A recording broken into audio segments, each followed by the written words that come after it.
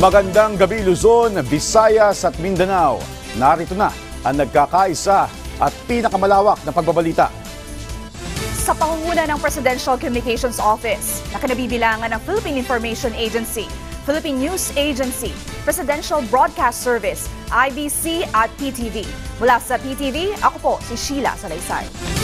Ihahatid namin ang mga komprehensibo at mahahalagang balita mula sa iba't ibang panig ng bansa. Mula sa PTV, ako po si Joshua Garcia. Ito ang Balitang Pambansa. Ngayong gabi sa Balitang Pambansa, Flood Control Master Plan na angkop sa makabagong panahon, ipinag-utos ni Pangulong Ferdinand R. Marcos Jr. sa DPWH na pag-aralan. Pangulong Ferdinand R. Marcos Jr. namigay ng milyong-milyong pisong halaga ng tulong sa mga lokal na pamahalaan sa Batangas. Aabot sa 1.1 bilyong pisong halaga ng tulong na ipaabot ng pamahalaan sa mga naapektuhan ng mga nagdaang bagyo. NDRRMC pinayuhan ng publiko na maghanda sa bagyong Marce. Food and Drugs Administration pinadali ang proseso ng pag-export ng pharmaceutical products at active pharmaceutical ingredients. At silipin natin ang estado ng Metro Manila Subway Project.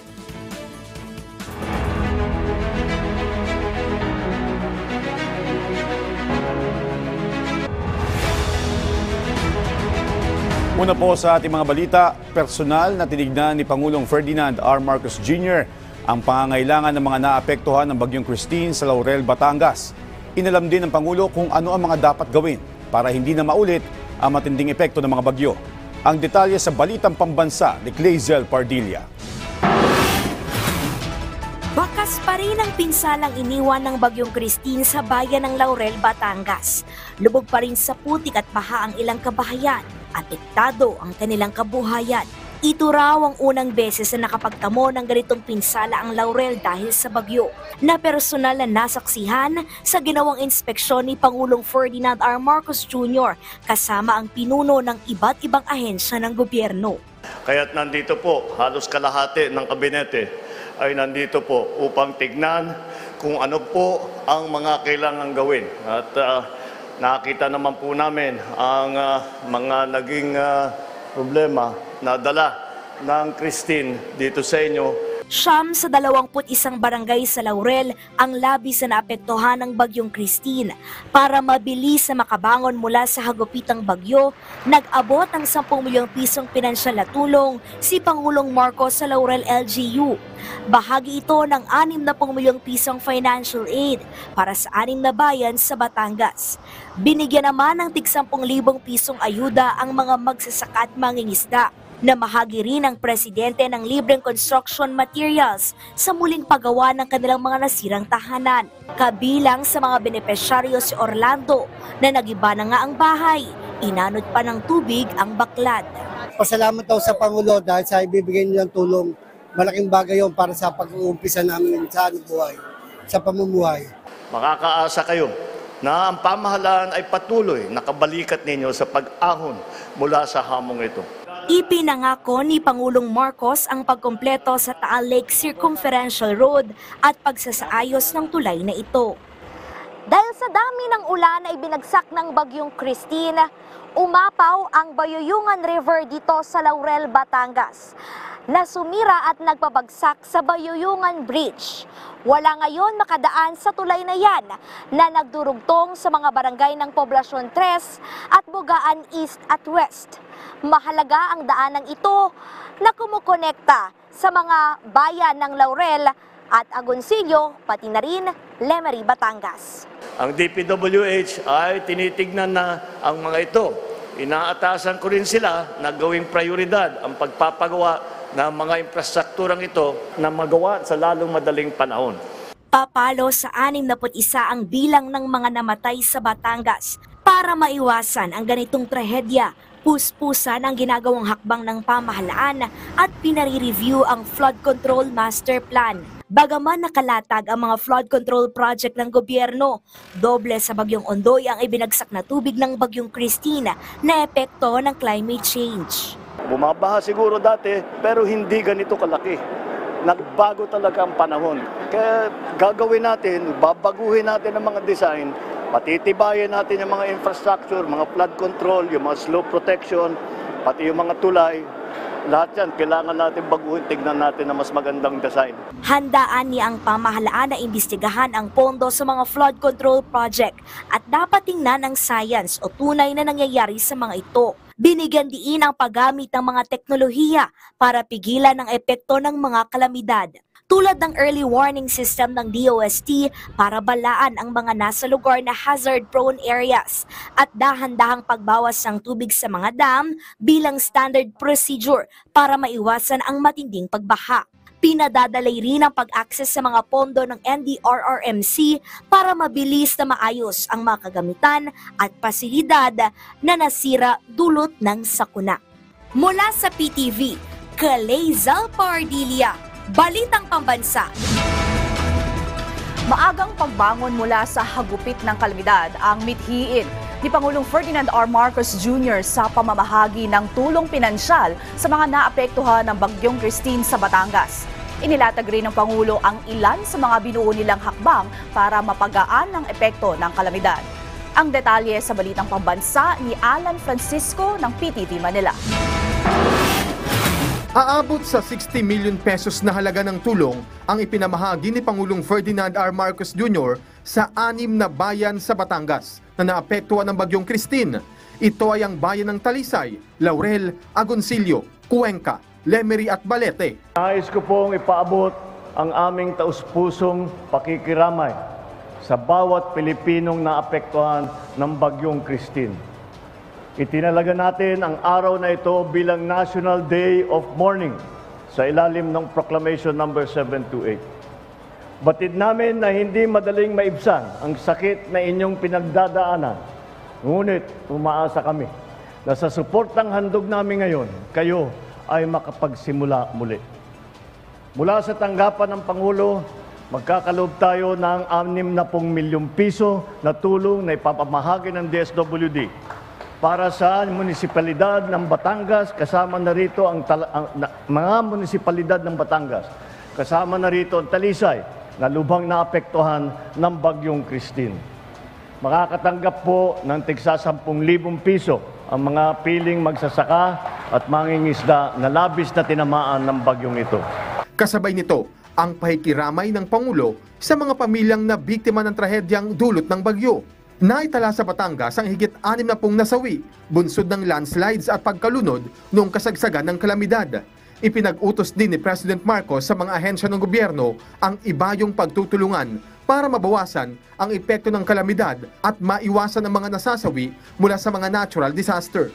Utos yan ng Pangulo nang pangunahan niya ang pamahagi ng Presidential Assistance to Farmers, Fisherfolk, and Families sa Talisay, Batangas kaninang umaga. Unang inatasan ni Pangulong Marcos ang Department of Science and Technology na paunlarin ang warning systems at ipagpatuloy ang pakikipagtulungan sa Department of the Interior and Local Government para agad na maabisuan ng publiko. Inatasan ko na rin ang DOST at DLG na siguruhin ang tama at maayos na komunikasyon sa mga lokal na pamahalaan upang maging handa naman sila pagparating ang kalamidad.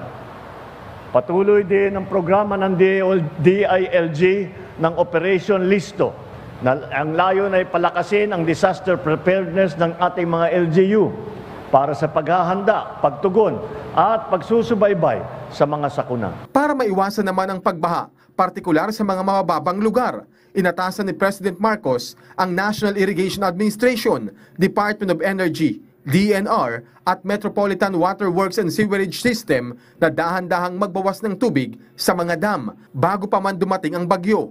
Ang NDRRMC at iba pang ahensya ng pamahalaan ay naatasan na rin na suriin ang kanilang mga pamamaraan sa ilalim ng disaster response upang mas mabilis tayo makapaghatid ng tulong sa mga naapektuhang pamayanan.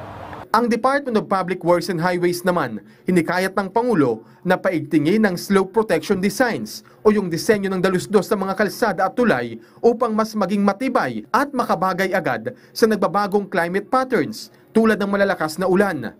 Nakatuon din ang Pangulo para kumpletuhin ang Taal Lake Circumferential Road nang mabawasan ang oras ng biyahe sa pagitan ng mga bayan ng Talisay, Agoncillo at Laurel. May proyekto rin ng gobyerno na pagdugtungin ng mga munisipalidad ng Lobo at San Juan. Kasabay nito ang atas ng Pangulo sa Department of Trade and Industry na suriing mabuti na magagandang klase ang mga materyales na gagamitin para sa proyektong ito. Kinilala rin ni President Marcos ang pribadong sektor sa kanilang mga tulong para sa mga nabiktima ng nagdaang bagyo.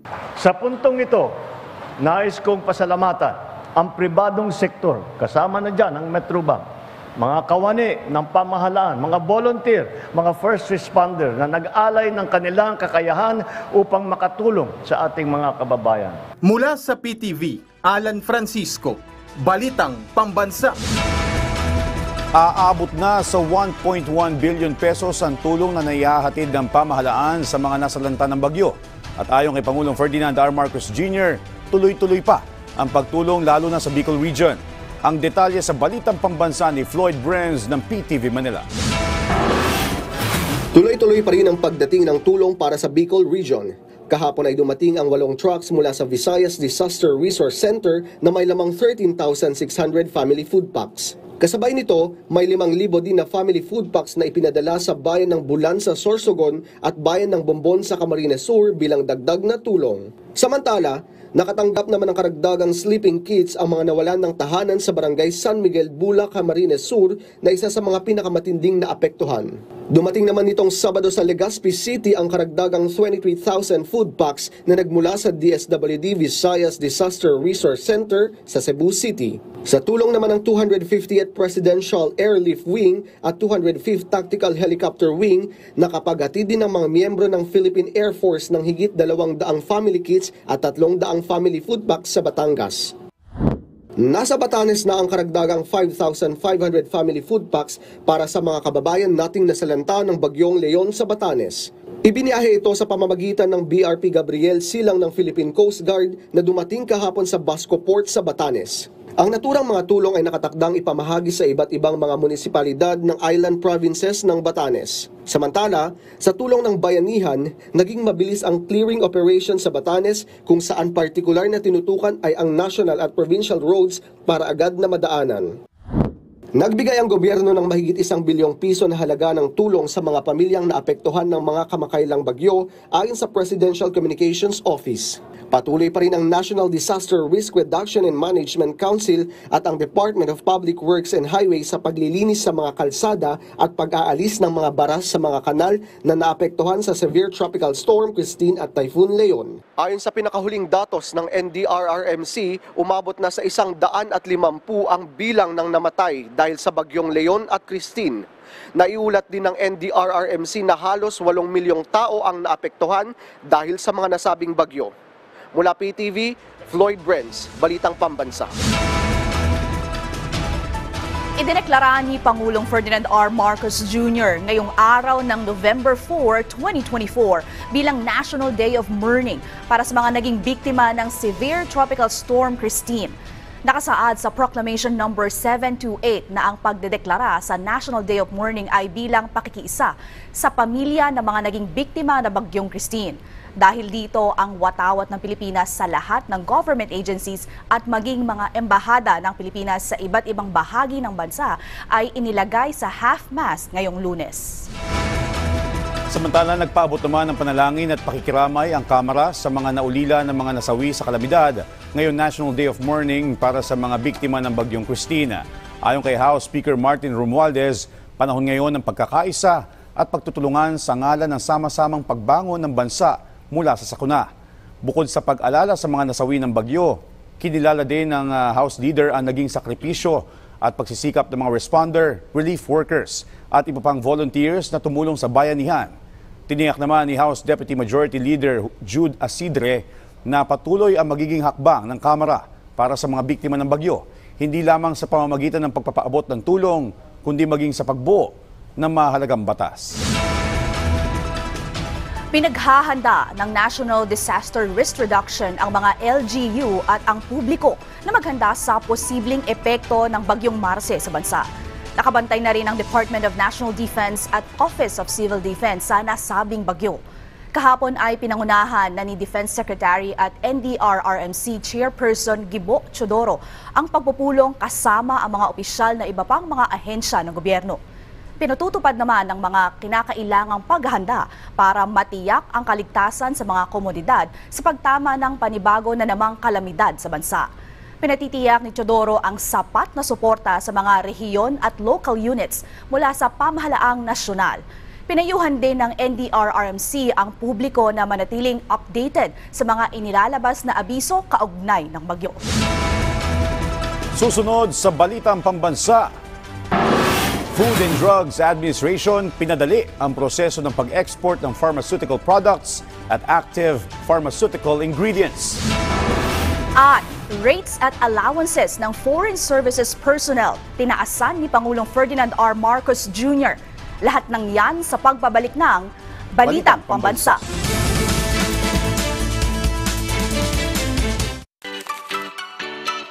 Good vibes ba kamo? Sagot namin ang umaga ninyo. Mula sa balitaan, makakakwentuhan natin yung umaga. Bagong kaalaman, Hoping for the success. hanggang sa Unli Chikahan. Kasama ang RSP Morning Barkada. Rise and Shine Pilipinas. Lunes hanggang Biyernes, alas 6 ng umaga. Dito lang sa PTV. Disaster Watch. Alamin ang heavy rainfall warning system ng Pag-asa. Yellow rainfall warning. Pinapayuhan ng lahat na mag-monitor ng mga weather update sa inyong lugar. Maghanda sa posibleng pagbaha sa mga mabababang lugar at tabing baybayin. Orange rainfall warning. Mas malawak na pagbaha ang inaasahan at posibleng magka-landslide sa mga tabing bundok. Bumuo ng isang emergency kit at maghandang lumikas sa anumang sandali. Red rainfall warning. Inaasahan ang matinding buhos ng ulan sa loob ng 2 oras na magdudulot ng malawakang pagbaha at landslide. Para sa inyong kaligtasan, agad na lumikas papunta sa ligtas at mataas na lugar. Sa panahon ng kalamidad, dapat laging listo.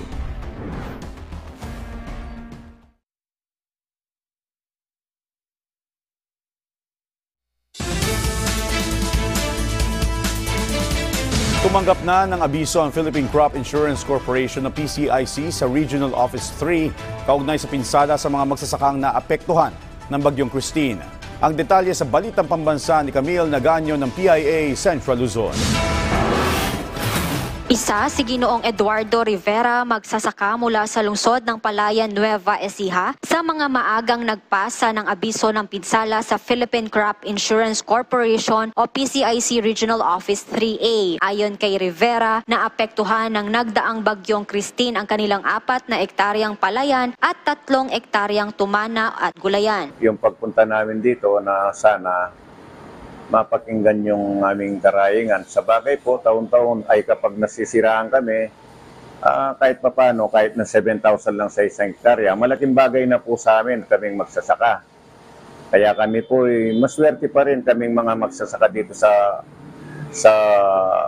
buong Nueva Ecija. Kaugnay nito ay binigyang diin ni PCIC Regional Office 3A Officer in Charge Girly Gregorio ang kahalagahan ng naka-insured ang mga sakahan na bukod sa libre o walang babayaran ang mga magsasaka ay mayroon silang maasahan sa panahon na maapektuhan ng kalamidad o peste ang kanilang mga taniman. Mas maganda po na mag-avail po sila ng pre-insurance under the RSPSA kasi libre po yun, wala naman po silang babayaran. Kahit pa paano po may balik sa kanilang mga ginastos. Hindi man lahat.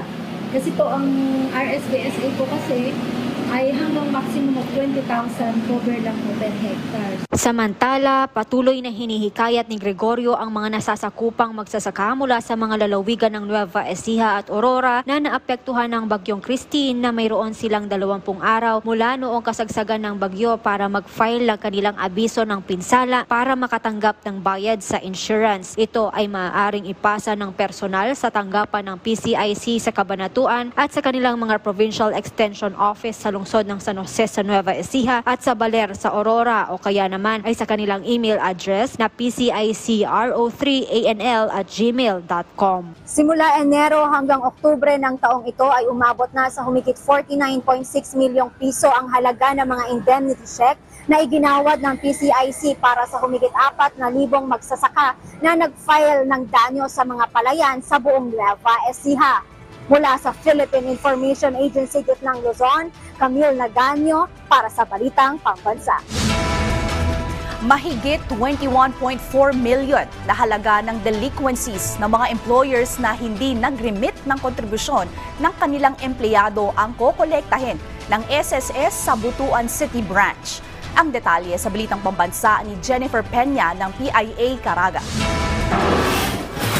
Aabot sa mahigit 21 milyong piso ang collectibles ng Social Security System o SSS Butuan City Branch mula sa mga delinquent employers na hindi nag-remit ng SSS contributions ng kanilang mga empleyado mula Enero hanggang Setyembre nitong taon. Sa ikinasang Run After Contributions Evaders or Race campaign ng SSS Butuan City Branch, muling binisita ng mga opisyal ang ilang naitalang delinquent employers at binigyan ng show cause order at pinaalalahan ng bayaran nila ang nakasaad na halaga na kailangan nilang mai-remit sa SSS. Ayon kay SSS Butuan City Branch Head Perkins Calixto, hangad ng ahensya na patuloy na maprotektahan ang karapatan ng mga empleyado at maibigay sa kanila ang nararapat na benepisyo. Those employers na delinquent, of course, that will deprive their employees to avail of the SSS benefits. Ibinahagi ni Gemma Balansag, Social Executive Officer 2 ng SSS Butuan, na nasa 7.9 milyong piso pa lamang na ibayad sa kanilang tanggapan mula sa kabuuang halaga na 21.4 milyong piso. Effective kayo ang raise.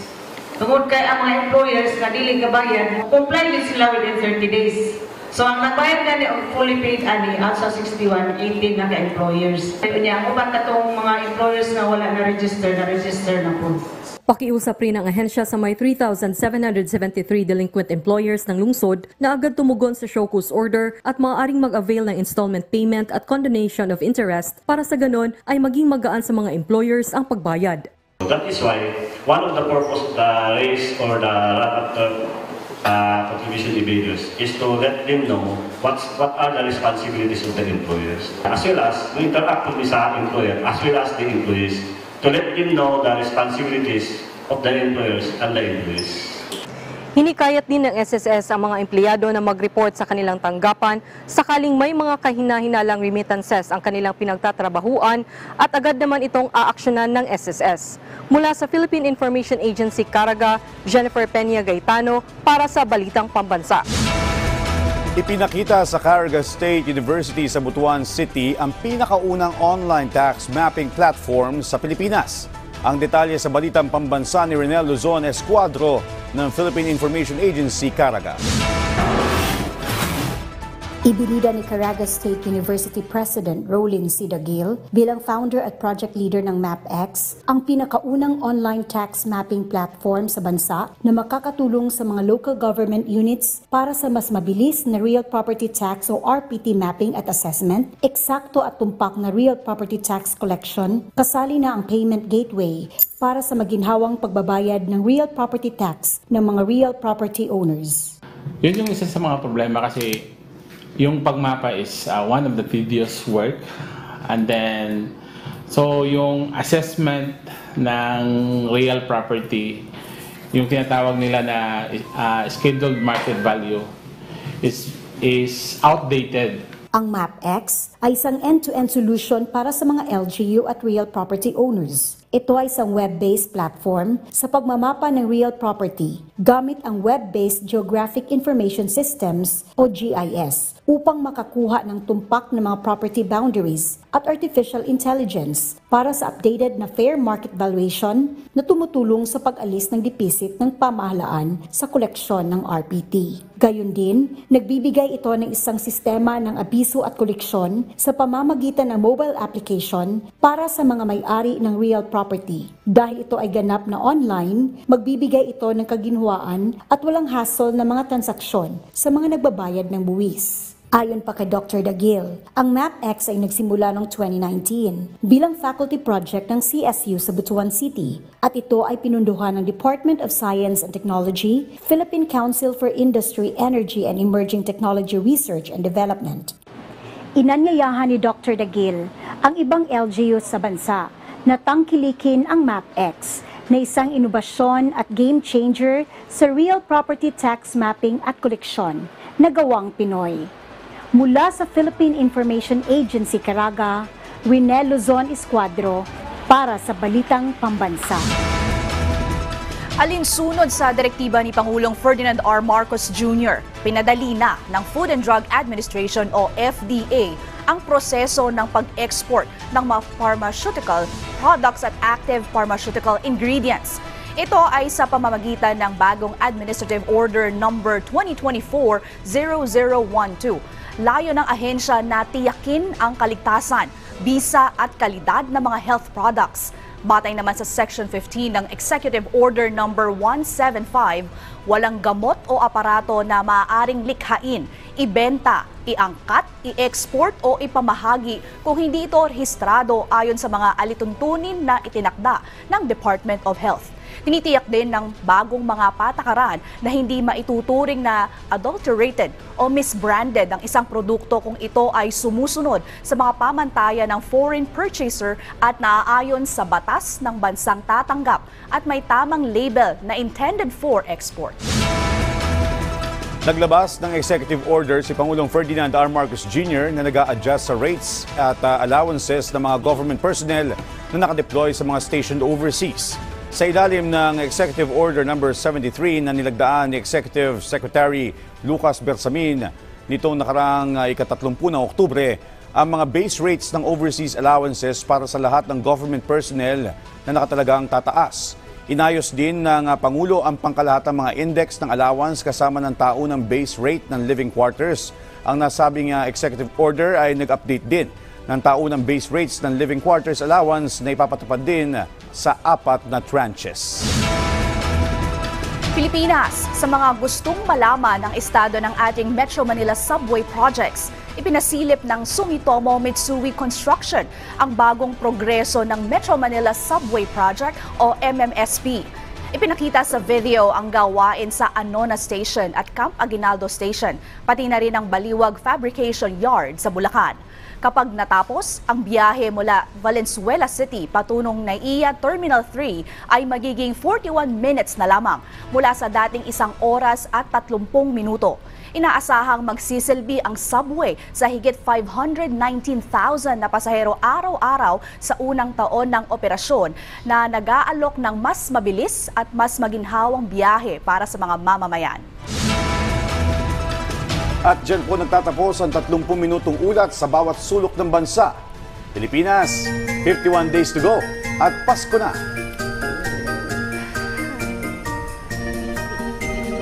Samahan niyo kami muli mamayang alas 9:30 ng gabi para sa updated at pinalakas pang balitaan. Mula sa PTV, ako po si Joshua Garcia. Ito ang pinalawak na puwersa sa pangunguna ng Presidential Communications Office, kabilang ang Philippine Information Agency, Philippine News Agency, Philippine Broadcast Service, IBC at PTV. Mula sa PTV, ako naman po si Sheila Salaysay. Hatid sa inyo ang komprehensibong paghimay sa mahalagang usapin dito lang sa Balitang Pambansa.